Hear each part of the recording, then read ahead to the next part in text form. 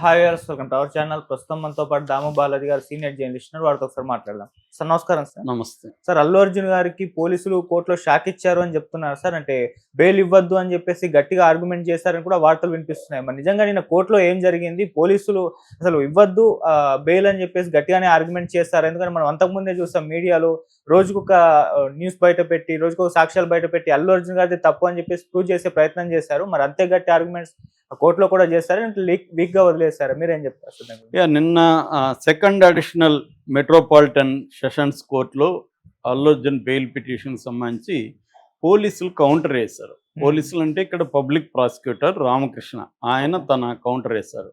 అంటే పోలీసులు ఆయనకి ఏమి చెప్తారో, ఏం ఫీడింగ్ ఉంటుందో, గవర్నమెంట్ ప్రభుత్వం తరపున ఆయనకి ఎలాంటి ఇన్స్ట్రక్షన్స్ ఇస్తారో దాన్ని బట్టి పబ్లిక్ ప్రాసిక్యూటర్లు బిహేవ్ చేస్తారు. పబ్లిక్ ప్రాసిక్యూటర్లు సొంతంగా ఏమి చేయరు. ప్రభుత్వ వెర్షన్ ఏంటి, అల్లు అర్జున్కి బెయిలు ఇవ్వడాన్ని గట్టిగా వ్యతిరేకించాలా లేదా తక్కువ సాఫ్ట్గా వ్యతిరేకించాలా, ఇవన్నీ ఇన్స్ట్రక్షన్స్ ఉంటాయి ఇలాంటి కేసుల్లో. ఉన్నప్పుడు దానికి తగినట్టే పబ్లిక్ ప్రాసిక్యూటరు ఆర్గ్యుమెంట్స్ ఉంటాయి తప్ప ఆయన ఇండిపెండెంట్గా ఆయన నిర్ణయాలు తీసుకొని పబ్లిక్ ప్రాసిక్యూటరు వెళ్ళరు. సో నిన్న అక్కడ జడ్జి వినోద్ కుమార్ ఎదుట పబ్లిక్ ప్రాసిక్యూటర్ రామకృష్ణ నిన్న ఆర్గ్యుమెంట్స్ వినిపించాడు.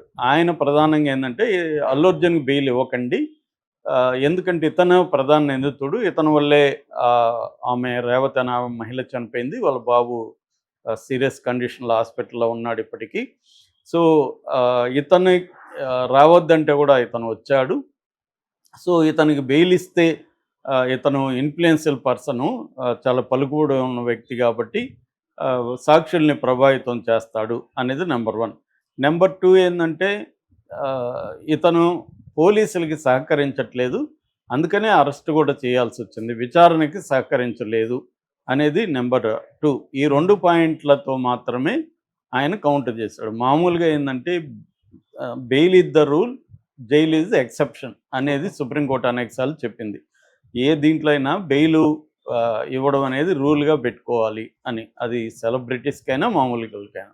బెయిల్ ఎప్పుడు రిజెక్ట్ చేస్తారంటే ప్రధానంగా 3 కండిషన్లో బెయిల్ రిజెక్ట్ చేస్తారు. ఒకటి ఫ్లైట్ రిస్క్, విదేశాలకు పారిపోతాడు. రెండవది సాక్షుల్ని ప్రభావితం చేయొచ్చు లేదా బెదిరించవచ్చు, అంటే వాళ్ళని ప్రలోభాలకు గురి చేయొచ్చు, బెదిరించవచ్చు, ఇతను అధికారం లేకపోతే ఇన్ఫ్లుయెన్స్ ఉన్న వ్యక్తి కాబట్టి. మూడవది సాక్ష్యాధారాలని తారుమారు చేయొచ్చు. ఈ 3 కండిషన్లలో వాళ్ళు ఇచ్చేస్తారు. సో ఇక్కడ ఏంటంటే అల్లు అర్జున్ తప్పు చేశాడనేమో పోలీసులు బయటకు వచ్చి ప్రెస్ మీట్లు పెట్టి వీడియోలు బయట పెట్టి, వీడియోలు చూడండి మీరే జడ్జి చేయండి అని అప్సీలతో ఇది పెట్టి ఎప్పుడూ చేయనంతగా పోలీసులు ఈ కేసులో ప్రొయాక్టివ్గా బిహేవ్ చేస్తారన్న విమర్శ పోలీసుల మీద ఉంది. మామూలుగా పోలీసులు ఒక ముద్దాయి నేరం చేశాడని పబ్లిక్ని నమ్మించడానికి ట్రై చేయాల్సిన అవసరం లేదు. వాళ్ళ పని ఏంది, కోర్టులో ప్రూవ్ చేసి అతనికి శిక్ష వేయించాలి. పబ్లిక్ని ఎందుకు నమ్మిస్తున్నారు అన్న దగ్గర అందరికీ డౌట్ వచ్చింది. దీని వెనక ప్రభుత్వం ప్లాన్ ఉంది, అందుకనే పోలీసులు వచ్చారు. మామూలుగా అయితే పోలీసులకి అంత ఇంట్రెస్ట్ ఏమి ఉంటుంది పబ్లిక్గా ఇతనే చేశాడని నిరూపించాల్సిన అవసరం. మామూలుగా ముద్దాయిలు ఎవరన్నా కూడా నేను నేరం చేయలేదని చెప్పుకుంటారు. పోలీసులు ఎక్కడ చెప్తారు, కోర్టులో అతను నేరం చేసినాడని ఆధారాలు సబ్మిట్ చేస్తారు. అది ట్రయల్లో అయితే ఇంకా డీటెయిల్గా జరుగుతుంది. ఇప్పుడేంది, బెయిల్ అప్పుడు బెయిల్ రాకుండా ఉండాలంటే పోలీసులు ఏం చేసి ఉండాలి, ఇక్కడ బయట పెట్టిన వీడియోలంతా కోర్టులో పెట్టాలి కదా. ఇతను చూడండి మేము చెప్తే కూడా రాలేదు అని డాక్యుమెంట్ పెట్టాలి, మేము చెప్పాము అల్లు అర్జున్కి చెప్పాము అనే డాక్యుమెంట్ పెట్టాలి. అట్లాగే అల్లు అర్జున్ వల్లే జరిగింది, అల్లు అర్జున్ ఎలా వచ్చాడో చూడండి అని మనకు బయట పెట్టిన వీడియోలంతా కోర్టులో పెట్టాలి. అవేవి చేయలేదు, అంటే మనకున్న ఇన్ఫర్మేషన్ ప్రకారం అవేవి చేయకుండా కేవలం ఆయన ఇన్ఫ్లుయెన్షియల్ పర్సను ప్రభుత్వ విచారణకు, పోలీసుల విచారణకు సహకరించలేదు. ఎందుకు సహకరించలేదు, మొన్న కూడా పిలిస్తే వెళ్ళి 3.5 గంట సహకరించాడు కదా. సో ఇక్కడ అది పసలేని వాదన అని క్లియర్గా మనకు తెలిసిపోతుంది. అవతలేమో నిరంజన్ రెడ్డి క్లియర్గా ఆర్గ్యూ చేశాడు. నిరంజన్ రెడ్డి ఆయనకి ఎవరు చెప్పలేదు రావద్దని అని నిరంజన్ రెడ్డి చెప్పాడు. మరి లేదు చెప్పామని వీళ్ళు నిరూపించాలిగా. బయట వచ్చి మీడియాలో ఏమో మేము చెప్పాము అయినా వచ్చాడని చెప్తున్నారు కదా. మరి ఎందుకు కోర్టులో వీళ్ళు పోలీసులు నిరూపించట్లేదు అన్న డౌట్ అయితే వస్తుంది.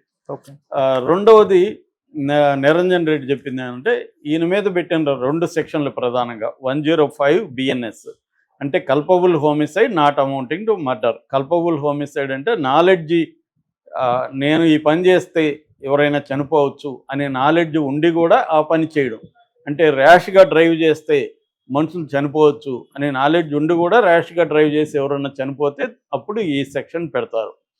కానీ ఇంటెన్షన్ ఉండదు. ఒక మనిషిని చంపాలనే ఉద్దేశంతో ఇతను ర్యాష్గా వెళ్ళడు. మన ర్యాష్గా వెళ్తే చనిపోతారని తెలిసి కూడా వెళ్తారు. అలాగే అల్లు అర్జున్ మనం అక్కడికి వెళ్తే ఏదన్నా జరగచ్చని పోలీసులు చెప్పినా కూడా వెళ్ళాడు అనేది ప్రూవ్ చేయాలి కదా, అదేం ప్రూవ్ చేయలేదు అక్కడ. కాబట్టి చేయనప్పుడు ఈ సెక్షన్ పెట్టడం కరెక్ట్ కాదని నిరంజన్ రెడ్డి వ్యాఖ్య చేశారు. అసలు అల్లు అర్జున్కి తెలియదు, అల్లు అర్జున్కి ఈ పర్మిషన్ లేదనే విషయం కూడా ఎవరు చెప్పలేదు. కాబట్టి వెళ్ళినప్పుడు కూడా పోలీసులు అడ్డుకోలేదు అల్లు అర్జున్ని. నీకు పర్మిషన్ లేదు కాబట్టి నువ్వు రావద్దని చెప్పుండాలి కదా అక్కడైనా థియేటర్ దగ్గర, అక్కడ కూడా ఎవరు చెప్పలేదు.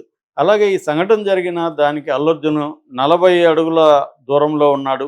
అసలు చనిపోయిన విషయం కానీ వాళ్ళు తొక్కిసలాట్లో జరిగిందని కానీ అల్లు అర్జున్కి ఏమీ తెలియదు, ఎవరు చెప్పలేదు. అట్లాగే విచారణకి అల్లు అర్జున్ కోఆపరేట్ చేస్తున్నాడు. ఫస్ట్ అరెస్ట్కు ముందు పిలిచినప్పుడు వెళ్ళాడు, స్టేషన్కి వెళ్ళాడు, స్టేషన్లో ఉన్నాడు. మొన్న విచారణకు పిలిపిస్తే కూడా విచారణకి వెళ్ళి ఆయన టైం 3.5 గంట టైం స్పెండ్ చేశాడు. మళ్ళీ ఎప్పుడు పిలిచినా వస్తానని చెప్పాడు. కాబట్టి ఆల్రెడీ హైకోర్టు ఇతనికి ఇంటీరియం బెయిల్ కూడా ఇదే గ్రౌండ్స్ మీద జారీ చేసింది. కాబట్టి మీరు బెయిల్ ఇస్తే అతను విచారణకి సహకరిస్తాడు అనేది ఇక్కడ డిఫెన్స్ ఆర్గ్యుమెంట్ వాదనేమో నీట్గా ఉంది, ప్రాసిక్యూషన్ వాదనేమో ఎఫెక్టివ్గా ఉన్నట్టుగా మనకు కనిపించట్లేదు.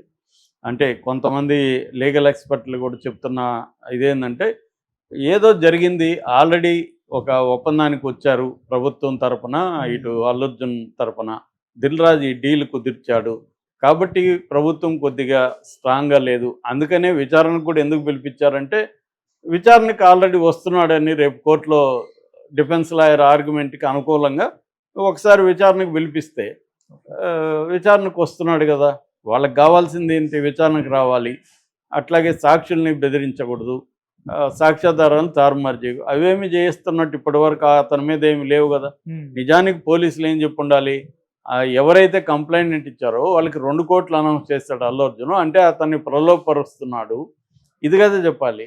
ఎవరైనా ఏం చెప్తారు, ఇప్పుడు నేను ఎవరినైనా ఒకరు చనిపోవడానికి నేను కారణమైనా